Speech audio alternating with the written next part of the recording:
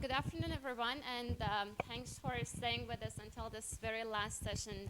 Today, I want to talk about real-world benefits of machine learning or data science in healthcare, and I'll talk about my research and generally the way that we can, as scientists, as engineers, we can impact healthcare industry in three main areas. I'll talk about the growth of data science in healthcare, what affected the growth or interest in the healthcare industry to go after data scientists and get their help. I'll talk about what we mean by health data science and what we can accomplish in health data science.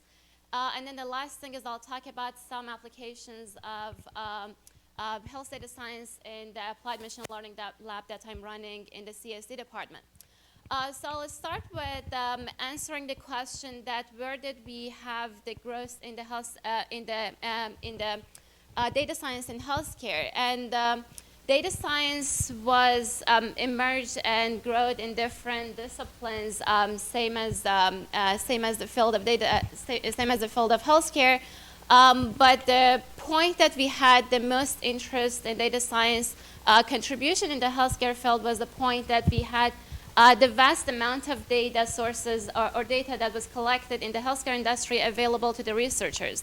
And at the same time, we had surgical tools and accurate sensors that we could collect actually our own data or the type of data that we were interested in ourselves as engineers. And we always have improved in creating different methodology and different algorithms to analyze big data, obviously. And all of these gathered the interest into the fact that are we able to create precision medicine, or are we able to create patient-centered care? And at the same time, as we are building all of those objective measures, are we able to reduce the cost that we have in the healthcare system? When I talk about health data science and our contribution in the healthcare industry, what I mean by health data science is that we have, in recent years, we have approximately as much as 30% of the world stored data as related to the data science field. So this data can be used and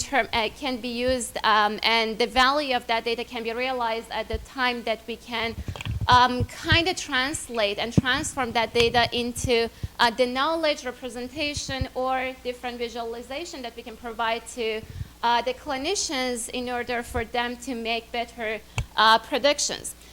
So once we are doing all of that collecting data, collaborating with all of the clinicians to be able to have their buy-in and do predictive analytics on their own data, are we able to also impact the clinical practice or not? Because most often the thing that will happen is we will do research and we want to deploy some model in a clinical setting, but they're not comfortable with putting their patients and the patients going through the model, the predictive model that we've built. So once we are able to have that kind of buy-in, then we're able to have personalized healthcare system, which is going to impact the entire society. With that, I want to switch gears a little bit and talk about two applications that I've been working on during my PhD and the work that my students are doing in my lab currently. The first one that I want to start with is alcohol withdrawal tremor quantification project. So this project is a continuation of my work with my collaborators in University of Toronto and 7 major hospitals in Greater Toronto area. The problem that the physicians had when they approached us was that they had many people showing up to the emergency rooms in the middle of the night, and they wanted to have, they actually showed different symptoms of alcohol withdrawal, and they wanted to administer it by a nurse or a physician about the severity of their tremor in order to get the right medication to reduce those symptoms. So there are two problems that we are dealing with this kind of patients. The first thing is some of these patients are coming to the emergency room only because they want to mimic the symptoms of tremor in order to get the medication. So they're actually drug seeking. So is there any way that we can use the signal to capture different features from the signal and be able to do the classification to avoid drug seeking? The second question that we tried to answer was having the collection, the data that we collected, and having all of those models built to classify fake versus real patients. Are we able to quantify severity of a tremor in a real patient so that we can prescribe the right dosage of the medication to them? So this is very important because that will affect the length of the stay of patients in the hospital. So in order to show you why this problem is important, I brought here two recordings from two patients. These are the patients who came to, these are two patients who came to the emergency room on the same day. They have been administered by two different physicians. Both of them were rated as a 4 out of maximum of 7. And as you can see in the patient in the right-hand side, you can clearly see some components of tremor, whereas in the one in the left, you can barely see any movement in the hand of the patient. So this is the case that we need to think about fairness in another way. Fairness is not just having a machine learning model that's fair and is able to perform as good as a human or a clinician can do, but also we want to create fairness between different, within different people who are practicing in the same field.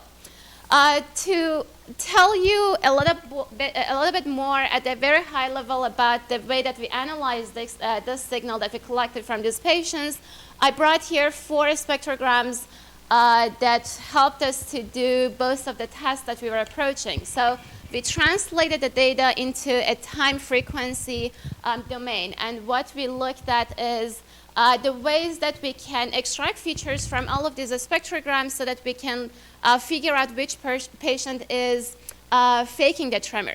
Can anyone guess which one of these spectrograms might be attributed to a patient faking the tremor? Anyone with signal processing background a little bit? This one on the left is a patient who is faking a tremor. The main point that you can figure out why that's the case is that the person couldn't maintain a consistent frequency throughout the recording. And at the end of the recording, they just realized that they need to shake the device to get the medication, so they started it in the very last part of the recording. Or if you see that the mean peak frequency during the recording is not consistent and they're just trying to keep the frequency at a certain range, which might happen somewhere here, raises some kind of concern that the person might be faking the symptoms. But generally what we looked at was we extracted some of the features from these spectrograms to classify fake versus real patients, and then once we had the patients, we proved that there is a logarithmic relationship between the band-limited energy in the signal and the severity of the tremor that they had. So we deployed this model in all of those hospitals. We clinically validated this, and currently the latest number that I have is the median length of stay of patients in the hospital reduced by 2.5 hours. So this is kind of impact that we're looking for as engineers. As we're doing very simple analysis, we can improve people's lives. The second project that my lab is working on, which is a very recent research that we took on, is understanding our unique brain activity profiles. So this is a project that we're trying to model, to use deep learning approaches to model seizure provocation in the personalized human brain network. So what we're looking for is being able to kind of have a personalized map of the brain of a person, and we're able to predict the onset of a seizure, or we are able to predict the effect of the seizure on person's perceptual ability or cognitive ability. So this is the recent research that my PhD student is working on. To kind of blend what I talked about in terms of different applications in healthcare and data science to the theme of this session, I brought here a graph that talks about healthcare spending as percentage of GDP in different countries. And as you can see, US is approximately hitting 18%, and we're using 18% of nation's GDP only in the healthcare setting. And if you want to compare with other countries like Canada, the current the current spending in the healthcare industry in Canada is only 10%.